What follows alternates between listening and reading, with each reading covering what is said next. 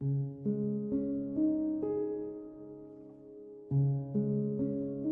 balakpada khangba haibasi taibang hauna sani. Makoy anina lotsinaba hotnariba marido oja singina kong yaurakledo. Pamhaibaga tikenga wari sanare. Pamhaibana imena uba magnatribanina aishu matangsi kari haiduno khangde. Adubo oza ngallingaida angang animak wari sahobana chumdaudi male. Tikenna mayumgi mina tarade aina karimta cheksindaba mankini. Aina di chamna loinari na khalubanine. Oza sokna sutam laidana.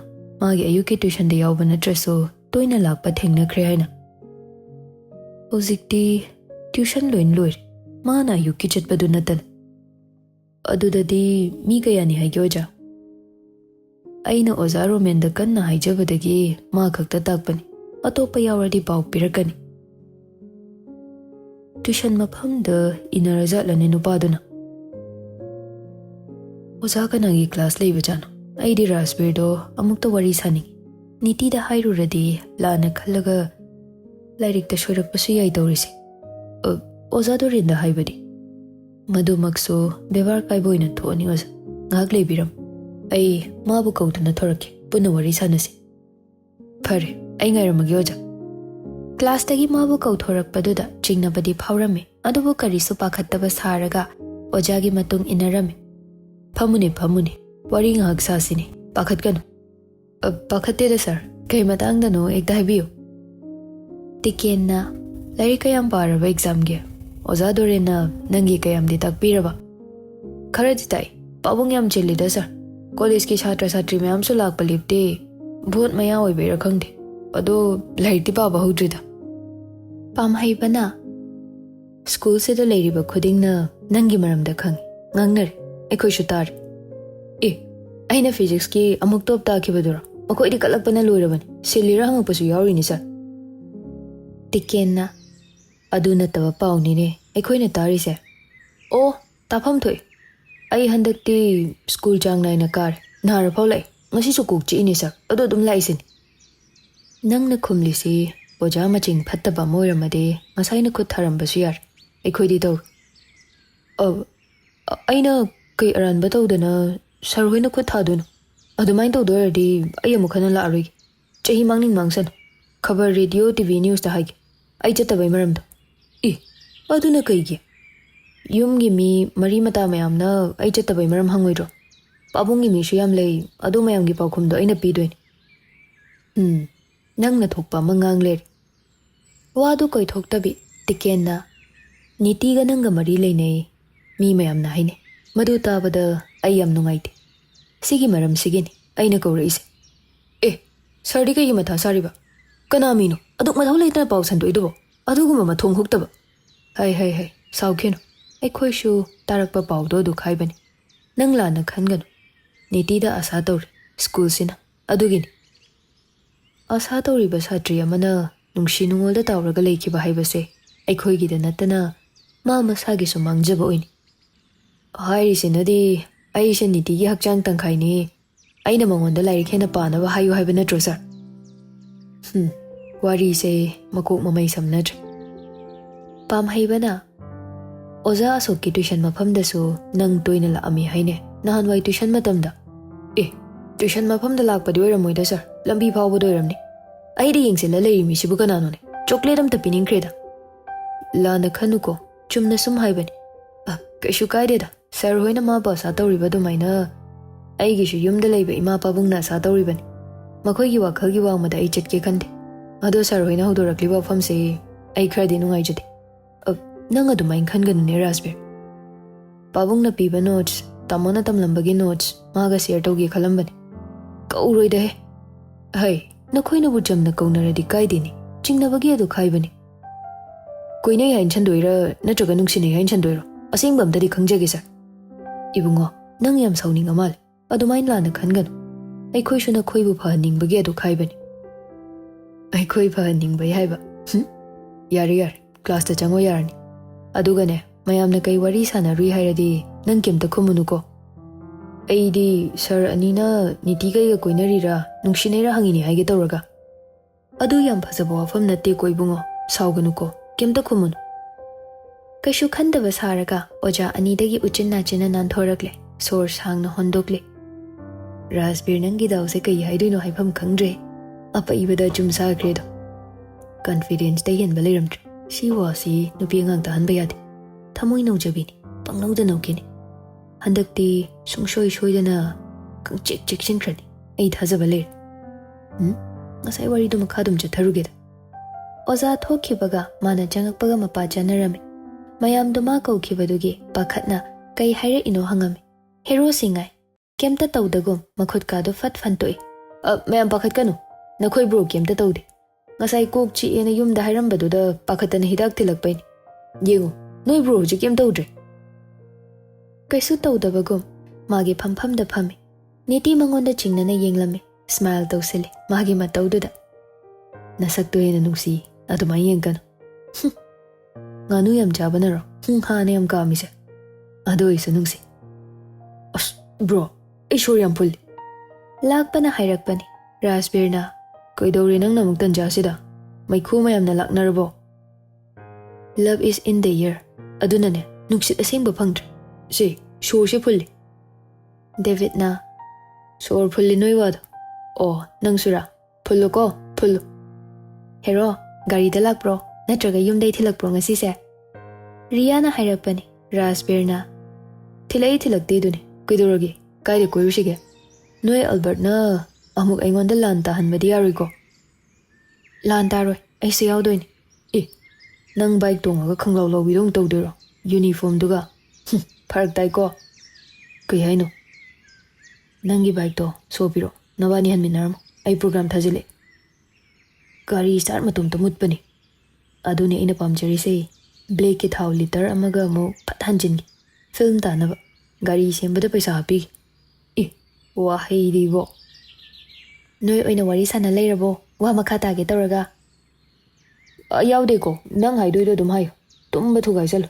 Adu kyam pangi du kaigino. Hayo, kai chachige. Albert su uniform da lakani. Aina haigibani. Sangai festival yingba chatluse. Aishu laktare.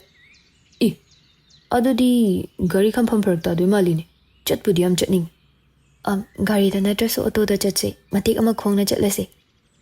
Niti na hairakpani. Raspberry na. Oja ni do na tara de. She bada loiran. Kai haibano. Ahoy, auto do shu chalase. Ado paisa diyam yaudi ko. Noi na hana chachai boramadi paisa loram do ba mama dagi. Yani ai yawe. Albert lehan singa sidi. Mana su legi haibani. Ada dum thengnarase. Sidi ai shu liwe na unaba chatninge. Noi na jura saraga aina tongan lehudoi sarukudi. Aishu, akoy baby ga insang seminaruge. Love is in the air. Atmosphere se, imam. Sor hon ba se wai ko, lep ta dilip han bino. Churup thak pa do hana lepo, adoy di pani. Nang, hoy de, hay jawda. Sangay festival church se hainarabani na. Mamana ba ani dagi, ayaw ba paisa tara chapi kun chapi, lem na thakidre. Mana loy na kumgat kre. Yare, big sang ba kay na ko na sang humpurak sang bayabani. Acha podhaira na khuli de lehalo. Madi college karabani. O khoi de halini. Makuta paisa yaramni. Khoi se, lauro se. Sangai festival khutang do khangina. Acha podcha se haidana bane koi pupu ga daba. Ngasi se kai numino. Ibu antokna phibam cha de da. Yare, piri ba khara duna dum silro jo. Hoine do budi. Chat se haina ba mafam du yaure. Matam gi pakhang ni. Guts leiba sadana. Albert makhoi ahumgi janing bahangame adu phaude job na hairoi da raspberry ni yarani khak khumi upai leite yen atawbo angobo plate khar lawre raspberry mani ai khangdro kakanando nakhoi da toina lakpado nangbu na manabi mayam gala iro hoi kaka yengdong ni kakane noi gi coffee ga jana baga leram ge ko Albert na yarni danka sida mayam leire Sinane, aigi side tagi, icha raspberry gi marup mayam ga jana balairamge. Masado chaba ga jang khidre, thakat krenga ha, jura sado na koi na chat pa horami. Niti na, chat minna ringai da rumal ga lerakano, thungna de haibani. Ado na karamba Einstein na haigi. Piba patti di, sum ying bani. Ado, Hojiki ahal do kanano nang phajana khangbro? Khangi, hojikta ningsingi. Poknafamgi editor oibani. Aidi kaibani. Masidi paisa su yam yaudaba. Makhoina kai jani hangakpaduda. Aina ngasaina tongana phamse haidra. Nangna yani na aishu paisa yam yaude. Ado aishu makhoida phamdradi sumain kaisu chopama. Nangna aigi thamoi khangbirira. Aina nangi thamoi do khanghalira madi tawre. Adai se yenguse. Ngai ko se. Kitchen take the nangi ming thagi. Nakalamadana aigi shortcut. Ani laurase. Nangi ama aigi ama memory oi haunaba. Hoi, adumain tawse. Aduna parani. My one and only Yaroibi haina thagi. Aigidi. Nakalamadana aigi ming iraragi. Nangi da oina khak iragi. Adum punna ise. Ani se kyam kuido jano. Atopa mafamda ngahak amuk phamusira. Phamase. Ai ngasidi wa khara su haige. Ai nanga loina khibagi maram lapthokpa ngamloidawai maramsu. Ish, nangna do haidoba. Aina nang English ngangba takpige aduga wa mayam su haige. Haizauna mayam tabige loina.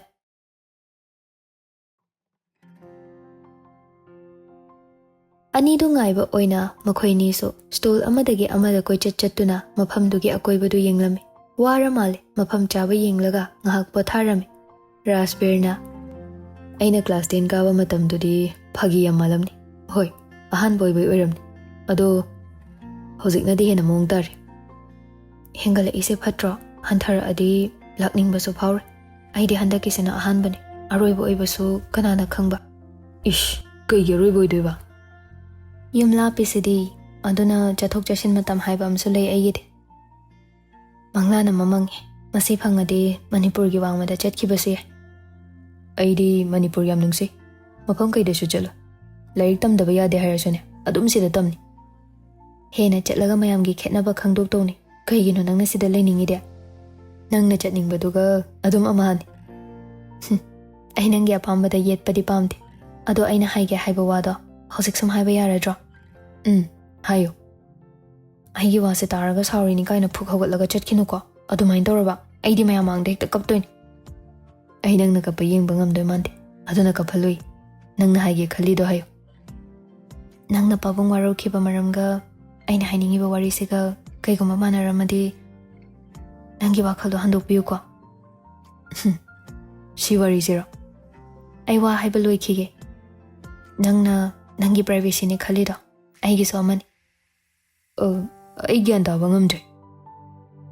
Namitugi thawdoktuda Sardorena aigi jebu manghange khalamba nupa adudagi kanbikibani. Makhoigi senior oira male.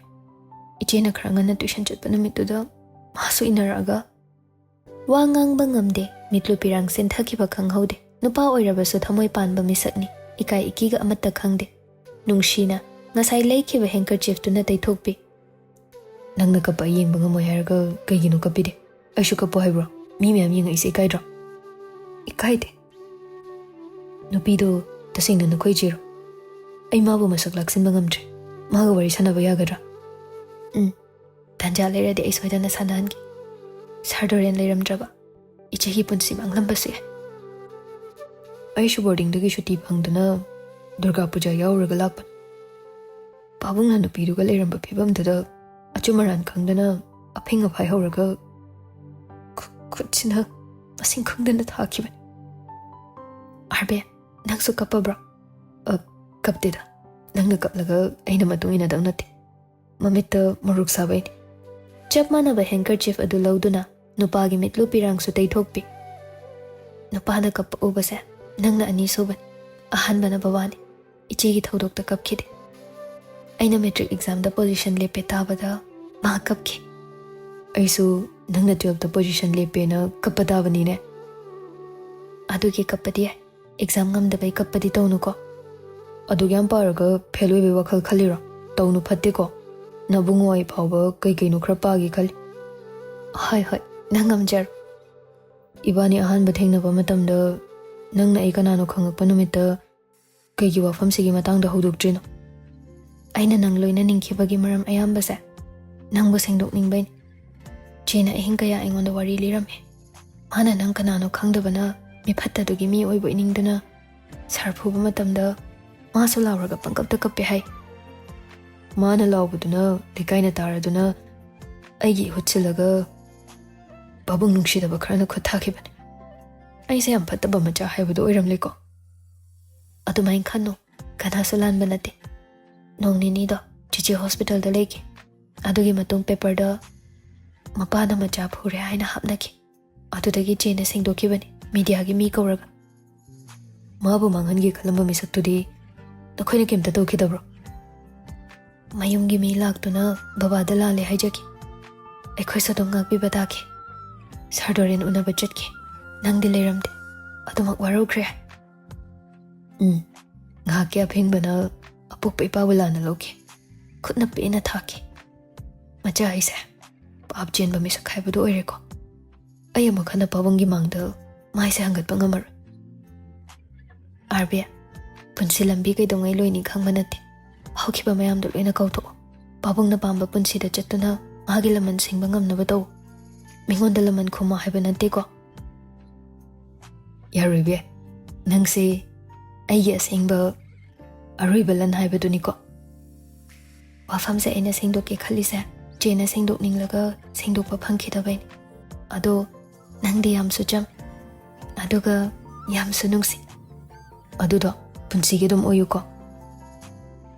Teenage love, I know Mata Kalude, is had to Okanda Kang, Matamatam Charakanda, Nang Ibus Hoiden a Lovolak Buko. Cook Jinsida, Aduna Samani. Manas my Pagi that Tokaniba, I know it serious when a war hiradi. Nangasi Haribo was in a jumbo redine, Babung Nali Kibadugaman. I get in Nabako, Aduga like Gaidane, Babung Lande, Aina Land Kibanish Utkan. Matam Queen upon the Natam number worry, now on the leaving ambassa. I am no lying a city. I know see the gay, Babung Bamukanalana color. Kaino, Nahan Kai Kanbro. Kara Kali Kandidun. Ozana Satramim the Tambase. Oak the village at Never kind of a Kaluriban. Leram ni Lera Moy a county. Aduga thing that was so ejaki. Adugane, Ozamana Magis Hatraba to Kimati Panning by Hibasa, Taibangi Honasan. Makoina Piba dedication, Kanamtan Mohutsin Bangam. I Yaran WAKHAL, Nangasing to Piba Tagajet. I Nasartican with the lay Hibada Nang Hanki Bawahang Mayamdo, I so kangi. Matangni the Vagi Haikidaban. Sir Hirago, Mananga Saibani Queen of Rectangle. I should repari company. Kokiam Sai Kangbra. Ah, Nankai Haramga. Jingna Danaba, I should command. Nang Sidi Krachik Siluko. Ahoy. Makoini sing a Watli Male, English Lon Bangak Takbura, Nang Haibudi Hiramni, Haiti Hiwanati. So, Madam Lenboin, Taladi, a day stole me am si Yingusi. Atom Hayo, Nang Haibaloina Tanning, stole me am Ying Brahibu, Nakoi Kanaba me Muktinani, Ikaise. Aduna Padro, Nasai Job get over do, can be Ramena. Anga City, seeing the Peshayam Yaudaban. I say Yaudeko, Aduka Hai Krage. Kim I did, Pari, I show Maigi. Nang Kangasodum to Minatauko, Makoy Exense. Letter P, T, K, S, Z Sidane. Sidang Acton, Makoy Sana de Exense. Eh, Antojika Maya Kangduno. Letter T say, word Amagi Maya de Lady, D Namuhutsindun. Soft D, I say. Ado, water, meter, motor, little, bottle. Si Senang Hayuni. Eh, kumaina. Hairo ni nangoina. Bottle, water, little. Sumaina haido ni thaza dragane. Mogi film ama ikta de yeng munna ta. Aina isa chumba dawn. Nang di kana na takpige. Sigumba mayam se khali ngai dane. Aina like ta sori se. Atopa ma mukh haigi se. Letter T se. Yeah. Letter I don't. Letter N gi mamang da lera dine. T do silent way kran. Internet, interval, interview, adai international, adai interest kaise. Internet, interval, interview, international, adai last English. Sumaina. As lodi lura mizat ni ne. Panglon da loli ni mayam na loli se. Ahada yorakanda diyar. Hoi, khara khang basi supai. Phate abinati. Atopa su hayo. Aduga T se hoba da lera dine. tha hain chatle th se time se time kaina adaidi amukna keba temper kaina ga hai doine ba temper se ish temper di kai ya p su ph hain chat pani makoi de adugini pha pha parrot photo budi dum lejare ko public kaina sum lola khangak pan nang yam hai de da akhang bado hai bani adaidi I sena I sound sa lobado vitamins kaina adaidi semi ga se semi kaina as ai ko ngawre da ngaw gano he adaidi ne o hai so AHR sound se silobani locker gi mahut adaidi document se so document kaina adaidi adum sumaina as ai loin kawre khangdadi to sumai be wan sidi sumlo laga herakpani da babonga lona bro nate thamoga thamo hairo du de nang noina makoi gi sound lorabo ai gonde hen haikre tanja du da Ria ga Albert ka sula ami Riana wari yam nungai ba malida adum nungai ramini nakoi ni di wari lorabo aga sakhi gero bhai yu wafam sidi ikai ba phawi ko kai gi kai doino marup masel dobo toina unaba suna dena bani de mana ai uning dabagi atopa da tuition tam kibani aina school pundraso adu haude mana yai hairaga yare ko nangso ai gi rangse khara khangini hana dum taminaram ba yabani nangna tamdraga ai mi khatnaba khamba hite ko anirak su boina ikai henga sidi halasira du de pungsu thengi half holiday ni hairaga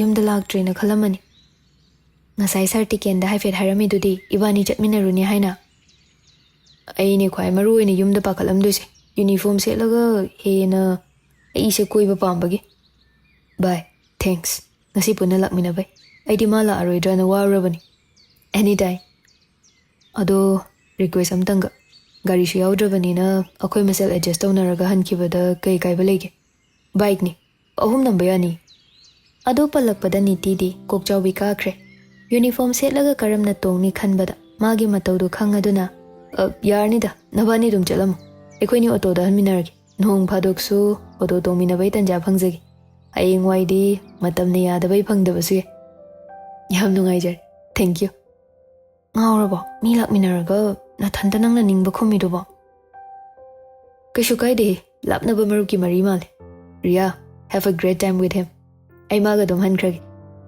nang yani ko maga hanba yani kem kaide yobagai phone torake sargi number de okay bye thanks again adudi akoi kra halamage ko you're welcome